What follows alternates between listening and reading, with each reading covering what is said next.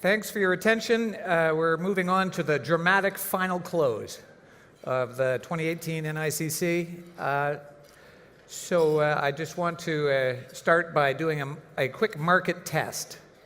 Please put up your hand if you know your 9-digit Aeroplan number by heart. How many of you know your social insurance number by heart? It's about a tie. That tells you something about the extraordinary business success of the speaker I'm about to introduce. Rupert Duchesne recently retired from EMEA, publicly traded on the TSX, where he was the founding chief executive and a director. He grew the company to be the global leader in loyalty marketing and data analytics. He is co-chair for MindsMatter, Civic Action's Mental Health in the Workplace initiative, and he's going to talk to us about that today. Rupert is using his business and leadership acumen to help champion the importance of companies caring about their employees' well-being as a whole. Too often, mental ill health is looked upon as a problem child in the workplace or completely ignored. And the consequence is an estimated 500,000 employed Canadians who are unable to work full-time due to mental health problems. An extraordinary number, a lost productivity amount, and a tragic human cost that needs and can be addressed much more effectively. Rupert brings both compassion and a deep understanding of the strong business case for supporting mental health in the workplace, and is a fantastic advocate for this very important cause. He's going to speak to us for a bit. He and I are going to have a brief chat. We are targeting to have that complete at 1:25. Joel has some optimistic final remarks, which he will deliver. We will be out of here, wheels up, for 1:30. Some of you we know have flights to get to. So, Rupert, the microphone is yours.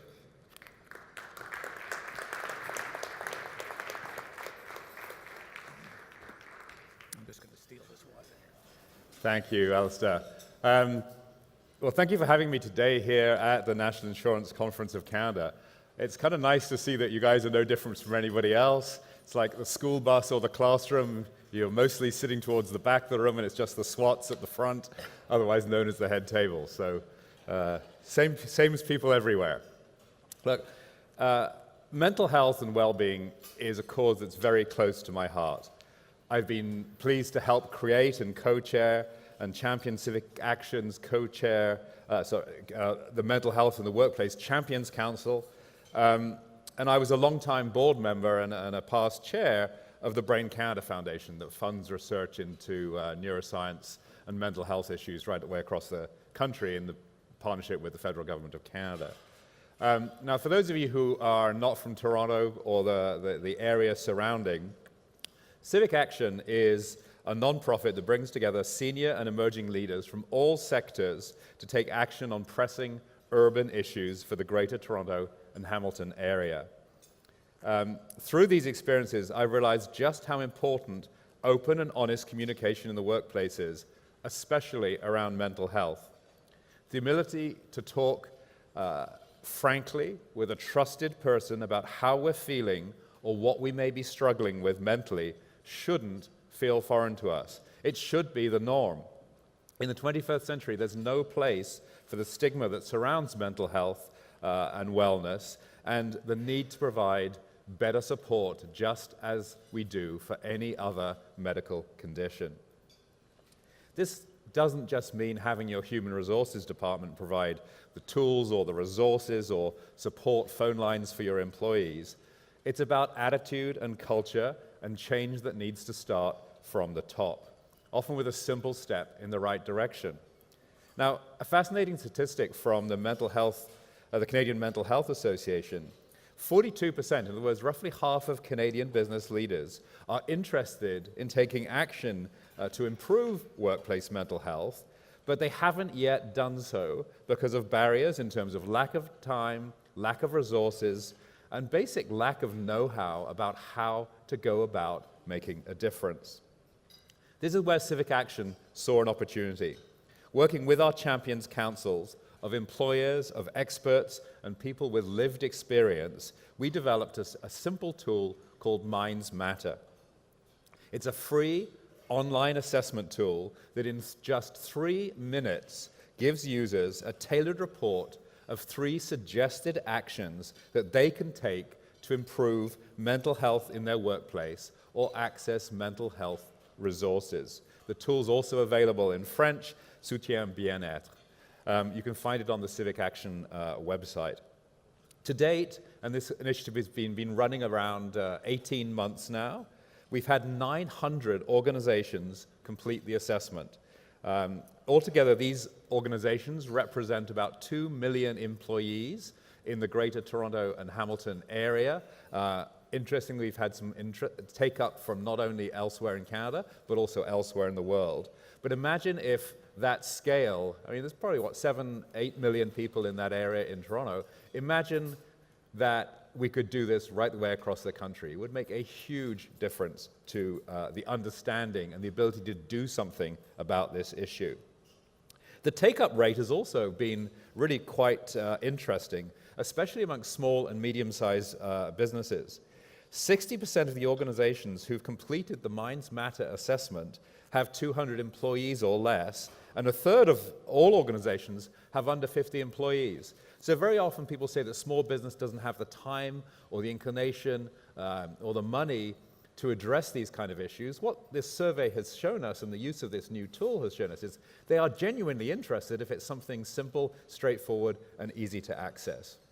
They're looking for something innovative, but that's simple and cost-effective to help their own staff. And many of these are privately owned businesses, as you can imagine. In terms of the sectors of those 900 organizations, actually quite interesting. Roughly 1/3 public sector, 1/3 private sector, and 1/3 not-for-profit. So everybody is universally interested in being able to take effective action in this area. So why do we need strong, resilient, mentally engaged employees in the workplace now more than ever? Well, as an ex-CEO, I'm going to spend 2 minutes on a bit of a rant. There's unprecedented uncertainty in the global economy and the business environment. More than ever, the conditions for what makes a strong business can literally change on a dime. Just look at the negotiations we're having in various trade blocks around the world, not to mention any particular names. Capital markets are taking an ever-increasingly short-termism approach. Analysts are focused on quarterly growth, recommending course changes to benefit their bottom line as quickly as possible. This is a horrifying statistic. An article in The Atlantic reported that 80% of CFOs of 400 of America's largest public companies admitted they would sacrifice a firm's economic value to meet quarterly earnings expectations. I mean, that is a horrible place for us to be economically. Our workplace skills, as you've heard during the course of this conference, are also evolving at an unprecedented rate, especially in businesses that can see huge advantage by taking up these tools and capabilities in terms of AI, in terms of data analytics, in terms of algorithmic forecasting. So we need a different kind of employees. We need to retrain the employees we have, and we need an evolution of both groups together. That puts workplace stress at the top of the agenda. I think you've heard a similar statistic, but McKinsey in one of their studies has shown that more than half of the jobs that we participate in will be automated within the next 35 years. I think that's perhaps a little of an exaggeration, perhaps I'm hoping to, but I'm old enough not actually to mind that much. But there is a fundamental challenge, as we've heard in the business day. One of the sessions we had this morning talked specifically around that. Also, employment is increasingly transitory, especially among the younger generations of our workforce. The much-quoted millennials and the members of Generation Z that follows them are very digitally engaged. They have a very different set of loyalties and expectations from employers. And that, again, I think is going to produce a degree of friction and stress through the size of any organization that we're only just beginning to understand. They also have a fundamentally different relationship with mental health than those of us who are boomers or part of Gen X. They have an expectation that their workplace will be thinking about and taking action to actively support their mental health. They're very open in discussing this. This is no different for them than any other aspect of health. Cultivating an open and honest working environment that takes those considerations into, those issues into consideration will be the key to getting the best out of these employees and having them want to stay with you for longer than 6 weeks. I will say that I did not know a great deal about this issue in the insurance business before I started to prepare these remarks, but it did strike me very quickly just what a difficult industry environment you operate in around these issues. You're on the front lines dealing with significant personal losses, whether it's due to a natural disaster like we've just seen in Florida, whether it's injury or a tragic accident. You're also very subject, and we were just talking at the table around a moment ago, around mergers and acquisitions. This is an industry where scale matters, where technology, the use of technology by the big players makes it very hard to compete. So there's going to be a lot of structural change in this industry, which I'm sure you've been talking about over the last couple of days. And that has a substantial impact on the personal and professional life of everybody who works in the industry.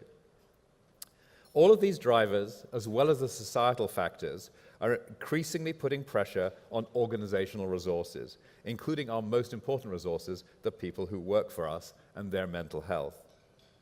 Being able to openly discuss what your organization and your team is capable of and providing them with the support that they need will be the only way to move forward and respond accordingly.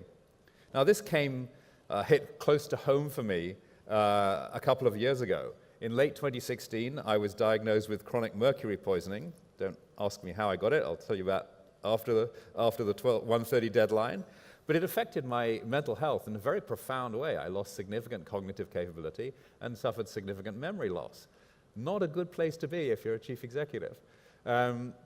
So it really brought home to me that this is something that can affect anybody, anywhere in the corporate hierarchy, and that the resources are often not there to deal with these issues. But if the guy at the top's got a problem and is open about it, then everybody else feels that they can talk about it as well. So what kind of actions are employers taking?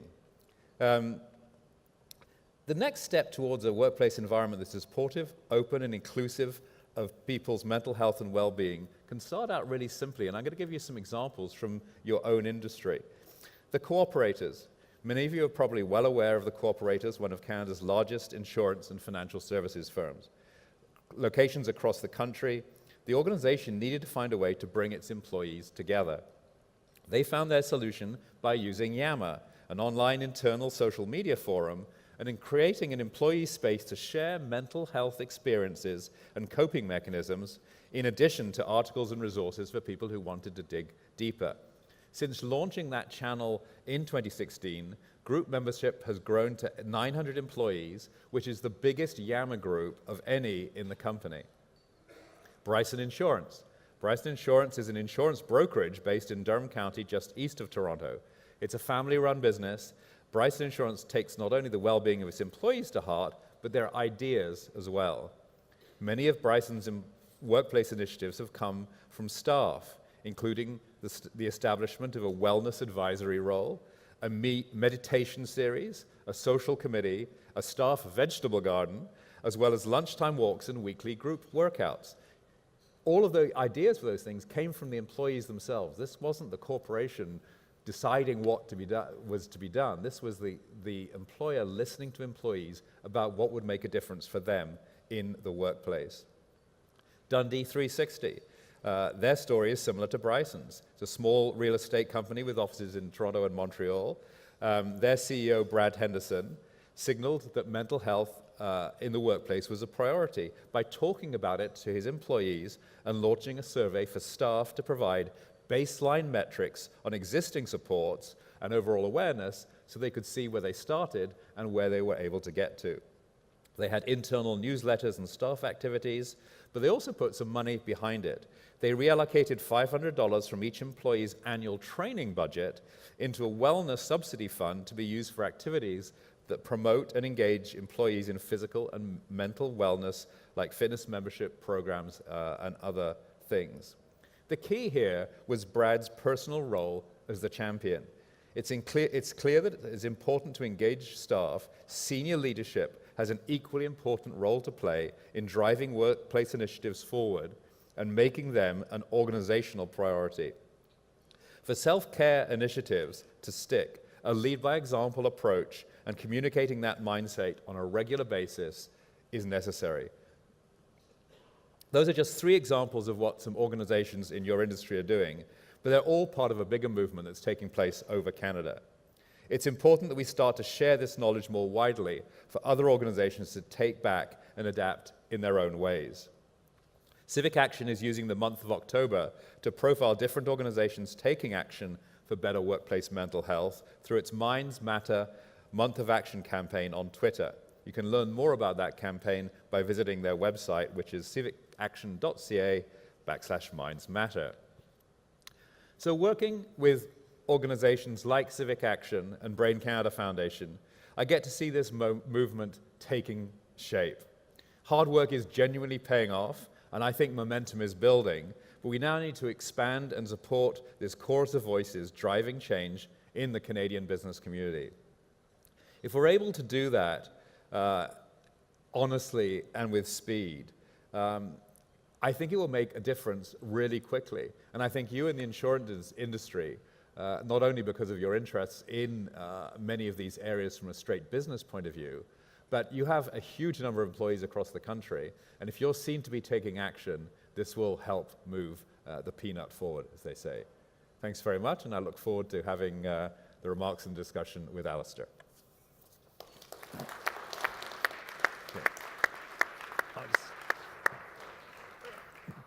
Rupert, thank you so much for those remarks. I think at the very start, one of the toughest things is recognizing when there's a problem. Right. And so I had my first experience of a mental health breakdown when a fellow down the hall in university started acting erratically. And lots of people were acting erratically in my residence, mostly alcohol-fueled. And so you kind of just assumed that was normal. Some of it was drug-fueled, and that was pretty normal back then and will be legal now. Yeah. Right. So, but then he started acting in a way that became dangerous to himself, and we had discussions in the hallway. What do we do about Tim? And we didn't do anything. And it was only when he suddenly started becoming a threat to others, and I was one of the 3 people who forcibly took him down to the clerk and had him committed, which was an unbelievable marked experience in my life. And you were watching a perfectly intelligent and healthy person turn into a dangerously unhealthy person. And how do you spot that? How do you work out how to do something about it? And how do you think about the difference between stress-related incidents like that and pure medical-related incidents, which I think this one must have been? Yeah. How do I, as an employee or a leader in an organization, help people think these things through? Well, so what's interesting about the anecdote that you hear is you all knew that there was an issue. What you didn't know was how to deal with it, right? So I think we as human beings, we can often recognize whether it is a stress type situation or it is an illness situation. We often know that something's going on. Where we fail is either talking to the person early enough in the right kind of way to help them, as opposed to it becoming a crisis. And we don't think that we need training on this because, well, this is people stuff. This is very private. This is very personal. There are plenty of training programs that teach you how to recognize the symptoms of both stress-related issues as well as mental health underlying illnesses. And I would say that it should be part of any normal's employees, both onboarding in a company as well as management training and leadership training, there should be a component around mental health. Now, we're not asking people to become doctors, psychiatrists. You're not there as an employer or as an employee or a colleague to tell somebody what's wrong with them. You are there to help them understand that it's okay to talk about that and that there are resources available to go after it. So it should be, in my view, front and center part of the mandate for any HR department, that it's thinking about these issues, helping people understand what to do, how to do it. It should just be part of the normal training. And one of the examples I gave was a reallocation of part of the training budget. That was very specifically to have people understand that it's not just something academic, it's a day-to-day part of people's work. Part of where I struggle with the solutions that I'm hearing is that part of what we're, I think, focusing on these days is privacy, and the idea that I shouldn't be, as an employer, engaging in any way with the personal, private life of my employees, that there is a work life and then there's a private life, and they should be segregated, and what people are doing and who they're doing it with and how they're doing it is none of my business as an employer. How do I reconcile that commitment to independent, private lives by employees with the idea that I should be actively engaged in surveilling their mental health and directly engaging immediately if I spot an issue? How do I square the circle between those? Yeah, so look, it comes down to trust, and trust is a virtuous circle. Clearly, employers, colleagues, coworkers, whatever, have always been involved in elements of people's health. You come to work with a broken leg, somebody's going to open the door for you, you hope. It's having people understand and having an environment where they see other people with these issues not be disadvantaged, not be ridiculed, not miss a promotion because they've had one of these episodes. So to me, it goes back to leading from the top. I will make a comment related to that as well. A friend of mine used to run Facebook Canada, and there, the employees actually sit down with their bosses once a year and write out essentially an objective plan for their business and their personal life for the year. They're like, get a cat, get married, grow some pot. This is not quite yet.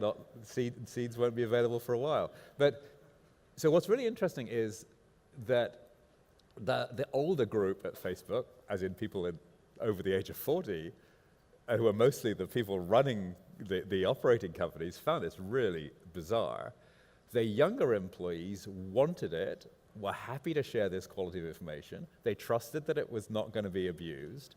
People who shared stuff that was really personal did not get whacked, they did not get promoted. It became very quickly part of the culture. So that goes back to me to the trust element. If employees see the company behaving as they would like to be treated, that will generate trust. They'll be able to talk about these issues. But I also go back to what I said in my first answer is, you're not there to diagnose or to fix the challenge. You're there as a leader to recognize it and help somebody get the resources required to deal with it. Do you think there's a difference between kind of small company and big company in the way that this can be handled well? My sense of it, I've worked in both family companies and big global multinationals, and big global multinationals objectively really don't care by the time it's down 8 layers and multiple jurisdictions. Whereas in a family company, you have a really clear sense of who the folks are, and you're kind of relying on each one to be doing their job, and if they stop showing up for work or start reporting or taking half days and disappearing, or you spot it faster. Right. Is there a sense that small companies can do a better job of managing this, and are bigger companies having a harder time doing this well? Look, I think that there are myths associated with both the small companies and large companies. The lift with the small company is that we don't have time for that. I'm an owner-operator. I got there myself. You guys need to just get on with the job. with the large companies, as you say, the supposed bureaucracy gets in the way of doing these things. What we found from surveying the people who've actually done this online tool, used this online tool, is there's almost no difference in behavior across the spectrum of companies, which says to us that this is now a very real and live issue that people, whatever the myths were about how people behaved, whether they were small or large-sized companies, no longer applies. I think the fundamental difference in the large versus small is the large companies have the resources to look after this really well if they choose to do so.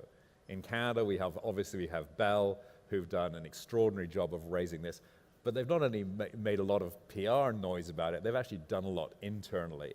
You speak to Bell employees, and they genuinely feel that these issues are not the stigma that they were a decade ago. A couple of the banks, National Bank, Royal Bank, have also done a great deal of work in this area. For the smaller company, it is purely about resources. As you heard, half of the CEOs or leaders or owners of those businesses want to do something, they don't know where to go. So it's a very basic matter of, you don't have to have a big program, you don't have to have a huge HR department. These are the 5 things you need to know, and these are the 3 tools you need, and you need compassion and understanding. So again, I think it goes back to leadership. You're going to have a lot of small companies, medium-sized, where the leader doesn't really believe it, thinks that this is shirking, whatever. But once most companies are dealing with this well, the laggards will be forced to catch up. And I think that idea of leaders making it clear that it's acceptable and encouraged to discuss this is such a powerful symbol. I had a United Way campaign every year. I'm one of those people. And one year I picked a non-executive to be the head of the campaign, and everybody was puzzled. And when she stood up to speak at the kickoff meeting, she just said, after the birth of my second kid, I became severely depressed. It was terrible. This agency of the United Way is what saved my life. And you just watched a whole room of people suddenly thinking, wow, and it's okay to talk about this. And then all the human, empathetic stuff came out. It was the most successful campaign we ever ran. It was just making it very clear it was okay to discuss this in public. That has a huge effect. So and by the way, there is a lot of clinical evidence that just talking about these issues earlier actually prevents them from getting more serious. Yep. So one of the fascinating things about the mental health spectrum is the earlier somebody feels heard, listened to, actions taken, the less severe the resulting illness or manifestation is. So it's actually, I think it's a duty on us to try and get these discussions happening in a trusting environment, because it actually will make a difference to the people, not just at work, but at home as well.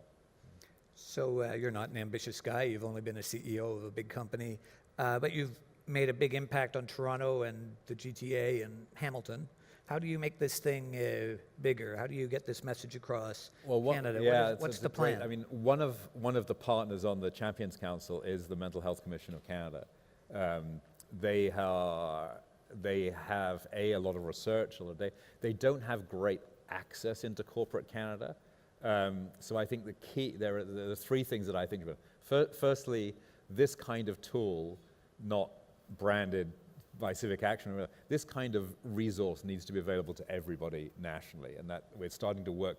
Our Civic Action's mandate is the local region, but we're starting to work with other parties to work out how quickly we can get this out into other spaces. 2 is, I think, the big companies in Canada really need to get this on their radar screen in a more compelling way than they currently do. George Cope and I, George is the CEO of BCE, tried for a couple of years to get this on the agenda for the Business Council of Canada, and there was always something that was just slightly more important. So, if big companies start talking about this, they see the economic benefits of dealing with it, which are very significant. I think that would be helpful. The third is getting to what we'd say in Germany is Mittelstand, is getting to the middle-sized businesses across the country. that's where the local chambers of commerce become absolutely fundamentally important. And we're starting an outreach program outside of Toronto, but still within Ontario, to get to those folk. And that we think is the key. Because every small and medium-sized business in any given city or jurisdiction tends to be a member of the Chamber of Commerce. So we see that as a really important channel to get this thinking out. And as I said, the next generations, the workforce that's currently sort of under 35-ish, just expect this anyway. So a company that doesn't do the right thing here and do it well, even if it's at a very simple level, will not be an employer of choice. So I think that will help drive action as well. So this is a national conference, so there are folks from everywhere across Canada here, and we're all practical folks. So if I was to be given a checklist of the 3 things I could do leaving this conference and going back to my business, what would be the 3 things that you would suggest these folks engage in to grab this message and do something about it? I think, first off, I think the leadership training is really important. So, and this sort of sounds like beating on the HR department. It's not that at all. Find out if any element of mental health, mental wellness is part of your training and development programs for new employees, for middle management, for executive leadership. Second, are there forums, whether they're online like the Yammer example, or whether they're lunch groups, are there forums in which people can talk about these issues when they're an issue of interest as opposed to a personal need or a crisis? And thirdly, are the resources there to deal with it when something is happening? And it needs to be more than just a call to the ERP center or wherever. In other words, is there a way for the average employee who sees something going on, just like you did in your dome those years ago, to act as a resource that helps them work out what to do quickly and be able to assist the person who is in distress or worried about talking about these issues? So it's really just a sort of straight order to the status quo. And I think if the executive leadership of a company talks about these issues, it makes a huge difference. Huge difference. I can't think of a single action that's more important than walking the talk from the top. Are there any questions for Rupert in the room? Anyone who wants to ask or engage on this topic? I see a hand over here. We're getting a microphone for you. Just give us 1 second there.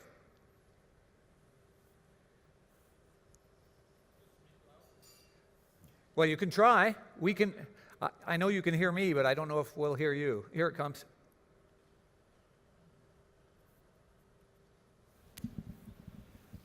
Thank you very much for this presentation. I think that we estimate the need to keep our mental health. And my question is, are there any habits that we can adopt as managers or employees at work to help us maintain our mental health? Yeah, look, one of the sessions this morning, we were talking about the transition away from annual performance appraisals and goal setting into sort of bi-weekly or monthly chats. I think checking in with your employees, the people who immediately work for you, if you're the CEO, your executive team, right the way down through across the organization, checking in with people and just asking them how they're doing, and not sort of coming in the morning, how you doing? It's, you're at the coffee machine, you say, so how are things? How are you doing? Do you enjoy working here? Do you see any things we could do better? It's all around engagement, because these are deeply personal issues. And if you don't have that social bond with people, with your employees in the workplace, you're never going to get people to feel comfortable about these issues, because they are harder to talk about than other health-related matters. Thank you for that. Any other questions? And I will just make a point. I mean, if you want to see how simple it is, go onto the Civic Action website and do this tool. It takes 3 minutes, and it is damn simple to use, and the stuff that comes out of it is really straightforward. So this is not sort of some cloudy, amorphous, hard to understand area. It's actually really pretty straightforward. So go and do the assessment and see what you think. And if you think it's good, take it to your employer, whether you're at the top or somewhere else in the organization, because this is not a hard nut to crack. The treatments can be much harder than many other areas of health, but actually identifying the problem and getting resources to help with it is very straightforward.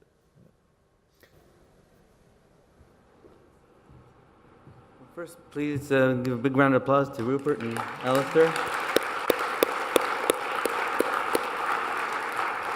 We've run this conference for 12 years, and this is the first time we've addressed this topic, and I think it won't be the last for sure. I think it's a very important topic, and I really appreciate you coming out, Rupert. And Alistair, thank you so much for taking the role of MC. I think you did an outstanding job, so please give a big round of applause to Alistair.